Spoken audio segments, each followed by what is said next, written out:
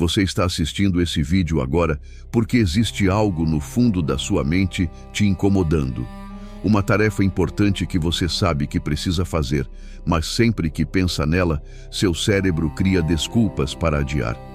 Se você me der alguns minutos, eu vou te mostrar como acabar com a procrastinação de forma definitiva. Eu sei como essa sensação funciona. Você começa a acreditar que é preguiçoso, sem disciplina, mas a verdade é outra. Procrastinação não tem a ver com falta de força de vontade, e sim com um sistema do seu cérebro funcionando errado. Se você prestar atenção até o final, vai sair daqui com uma nova forma de lidar com tarefas difíceis. Agora, deixe eu quebrar a maior mentira que você conta para si mesmo. Eu procrastino porque sou preguiçoso. Isso não é verdade. Procrastinação é, na maioria das vezes, medo disfarçado, e eu vou te explicar o que realmente acontece dentro do seu cérebro. Existe uma parte do cérebro chamada amígdala, responsável por detectar ameaças. O problema é que ela não diferencia um perigo real de situações como trabalho, metas ou decisões importantes. Para ela, tudo pode parecer risco. Quando você pensa em uma tarefa difícil, como um projeto atrasado ou uma conversa desconfortável, essa parte do cérebro dispara um alerta. Perigo, evite isso. E aí sua mente começa a criar justificativas que parecem lógicas, mas na verdade são só formas de fugir. Essas desculpas não são racionais. São apenas histórias que seu cérebro cria para justificar uma decisão que já foi tomada. Evitar o desconforto. O objetivo do seu cérebro primitivo é simples: te proteger. Para ele, qualquer coisa incerta ou desconfortável pode ser vista como ameaça. Por isso, ele ativa o modo de fuga. Não é falta de vontade de vencer, é medo de falhar, de não ser suficiente, de ser julgado. Esse é o ponto principal. Procrastinação é um mecanismo de defesa mal ajustado. Seu cérebro tenta te proteger, mas acaba te travando.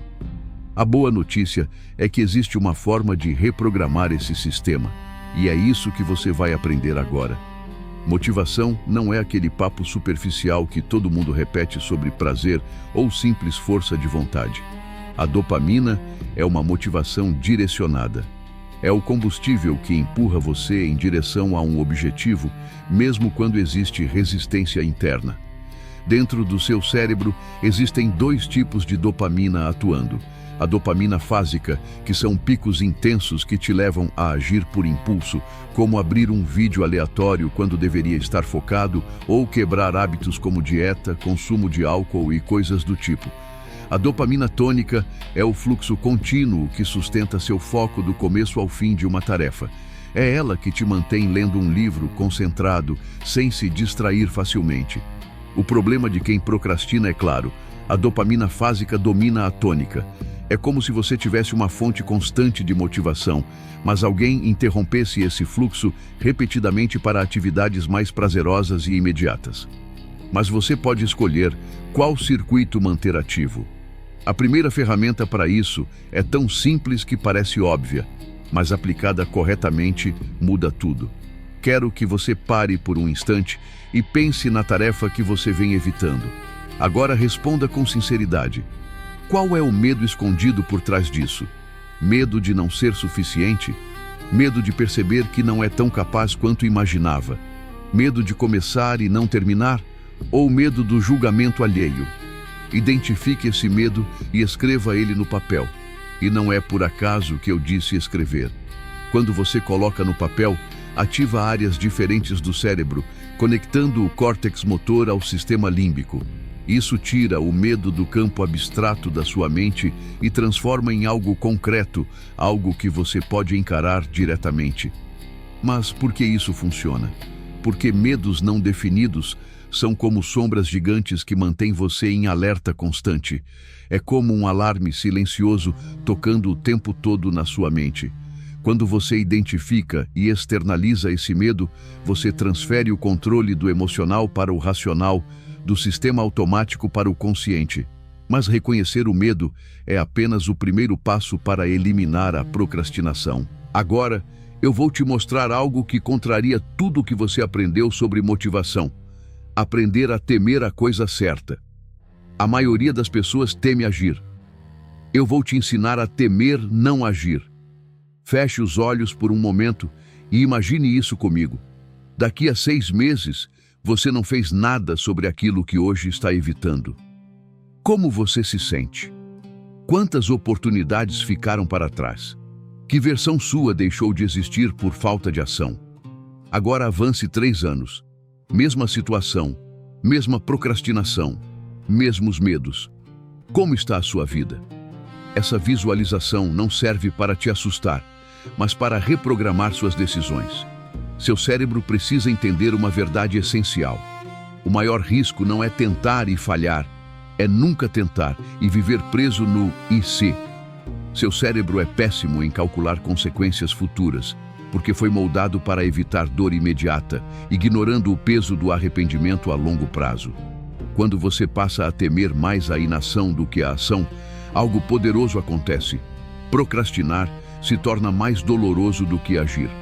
E entendendo esse sistema, você precisa aceitar que as vias dopaminérgicas guiam seu comportamento. Elas precisam ser direcionadas para gerar ação e recompensa. O problema é que o mundo está cheio de estímulos mais atraentes do que aquilo que realmente importa, como internet, distrações e hábitos vazios.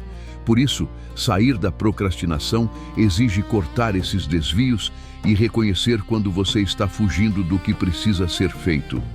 Agora, uma das formas mais eficazes de organizar sua rotina é simples. Primeiro, uma tarefa por vez.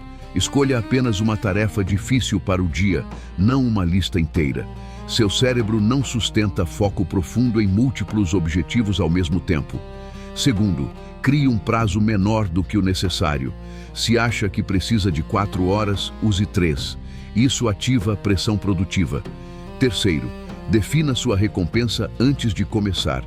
Algo que você realmente queira fazer depois. Quarto, elimine distrações. Tudo que rouba sua atenção precisa sair do ambiente. Celular longe, abas fechadas, notificações desligadas. Mas existe um detalhe que poucos percebem. A recompensa precisa ser intencional, não automática. Em vez de assistir algo por hábito, você transforma isso em prêmio. Em vez de usar redes sociais por tédio, você conquista esse tempo. Quando você faz isso, 2 coisas acontecem. A tarefa difícil se torna mais atrativa, porque está associada a prazer. E a recompensa se torna mais satisfatória, porque foi merecida. Mas existe um erro que destrói esse sistema: o perfeccionismo. Talvez você nem se veja assim. Afinal, perfeccionistas parecem produtivos, certo? Errado. Pensamentos como: não vou começar agora, preciso estar inspirado, não é o momento ideal, são apenas desculpas sofisticadas. A verdade é simples: não existe momento perfeito. Existe o momento em que você decide agir. Por isso, use a regra dos minutos imperfeitos. Em vez de esperar condições ideais, faça apenas 2 minutos da tarefa mais difícil, sem pressão, sem expectativa. Apenas comece, porque o maior obstáculo não é fazer bem, é iniciar. E quando você quebra essa barreira inicial, tudo fica mais fácil. Seu cérebro perde o poder de criar desculpas, porque você já entrou em movimento.